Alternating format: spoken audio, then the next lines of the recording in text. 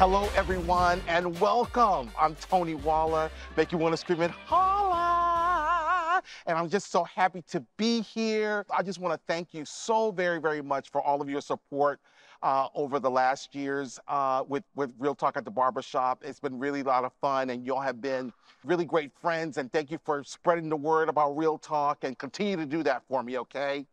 And second, I'm just really excited to be here at the Gaylord National Harbor here in the Washington, D.C. area as part of the Black Enterprise Black Men Excel Summit. And it's just really great to be here. And even more exciting for me is that I am here with none other than the incomparable Joshua Esnard, CEO of The Cut Buddy. Joshua, what's up? Tony, it's nice to meet you, man. Thank you for having me. Such a pleasure having you here. Yeah. You know, I always get really excited when I have an opportunity to speak with great entrepreneurs, in particular Black entrepreneurs who are in here, who are here doing some really amazing things. Yeah, I mean, I was just reminiscing. I realized that 7 years ago, I brought a prototype of a little stencil that I created when I was a kid, and I stood up on stage in this city for Black Enterprises Conference in a pitch competition. I was like, the Cut Buddy's gonna change the world. And everyone just looked at me and there was like crickets, and I ended up losing the pitch competition. And 7 years later, we're here with Walmart. I'm sitting next to Scotch Porter. I look up to this brand. I mean, and we're sponsoring a Black Enterprise Conference here in the Washington, D.C. area. So amazing. Full circle. You are, an example of what we talk about all the time, right? So often people will have ideas. People want to try something out, and they pitch it one time, or they go to one meeting and it didn't quite work out how they wanted it to work out, and they give up. Yeah.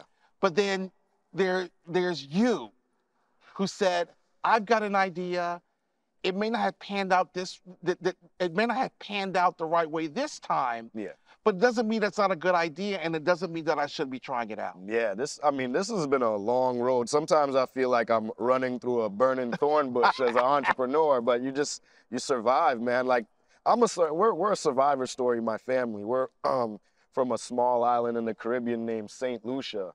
My parents had me very young, like in the teens. And, my dad used to cut my hair. And my dad only had one hairstyle, and that's just a straight buzz cut. And, through the years, that wasn't gonna work. I mean, I'm trying to go on dates, I'm trying to be popular, I'm wearing FUBU velour, and it's like, my hair is a buzz cut, right? So I tried to cut my own hair at 13 years old. You can imagine what ended up there, right? Oh, man. Yeah, bro. I looked like a cheetah, pushed my hairlines back, bald spots. So one thing my dad taught me, though, because being from a small island, you don't have the Walmarts there in the 80s. Right. So you have to invent your solutions. You have to be innovative. And my dad instilled that in me. So what I ended up doing was cutting up these shaping tools out of detergent bottles and folders. And I'd put it against my hairline, and I could go as crazy as I want with the clipper and end up with a perfect edge up. So that's how I solved my problem as a teenager. Never knew it would be in more than 1 million homes and in a Walmart today. How about that? What led you to, to this invention of yours, to this product line of yours? So yes, you talked about how you kind of created this. Yeah. But there must have been some steps along the way that got you to this point. The aha moment was when I was moving into a you're gonna say, where am I going with this? I was moving into a condo with my wife, right? And we're trying to push this treadmill through a narrow door. She never uses a treadmill. I'm sorry, wife. She never uses it. We still don't use it, but it's become a monument. And we're trying to push through this narrow door, and we have to take the door off the hinges, right? We struggle to push this thing into the garage, and then my wife's like, put the door back on the hinges. We don't want to get in trouble with the landlord. I said, I'm tired, babe. I'll do it some other time. And she said, you never finish what you start. And I took it more serious than just put the door back on the hinges. I think she was saying, like, I'm content with life. My friend has a book, Andy Enriquez. It's called Show Up for Your Life. Mm-hmm. I don't think I was showing up for my life. Living La Vida Loca in Miami, partying and bars and having fun and just going to my job, just scraping by. Uh-huh. So when she told me that, I got up the next day and I grabbed this book. It's a green composition notebook. And literally the first page of it was me designing the idea of the shaping tool, the Cut Buddy. I brought it to a patent attorney and filed for a patent. And then I became an entrepreneur. Obviously, it wasn't easy from them, but that's how I started becoming a businessman.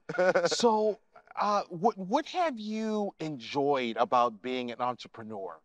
Like, what's kept you going? So when I first got into it, I got into it for the money. And that was the wrong thing. Like, I was like, I'm gonna be rich, pay off my student loans, pay off my little Hyundai, you know, it's gonna be all good. What I realized is the mission of the company is self-esteem and confidence through a haircut. So I realized that helping people is what I prefer to do now instead of thinking about the money. Like, what changed it for me is a disabled veteran sent an email to me saying my hands shake when I take medication. And because my hands shake, I can never cut my hair perfectly.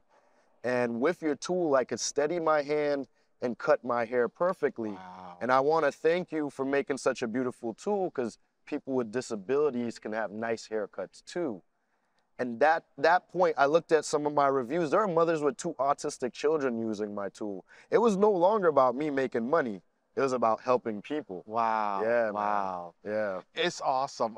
You know, that's an awesome, you know, story and an awesome way of looking at things. You know, you should be really, really proud. Thank you You should so be much, really, Tony. really proud. So how did you end up at Walmart? Originally, my company, after we got off Shark Tank, we did a licensing deal with a great company called Andis Clipper Company.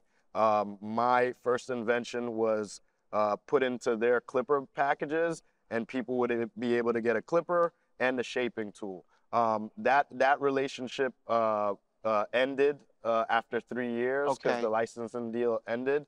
And I decided to grow my own brand as I was building the bald shaver and other trimmers and wet goods and stuff like that. So I approached Walmart.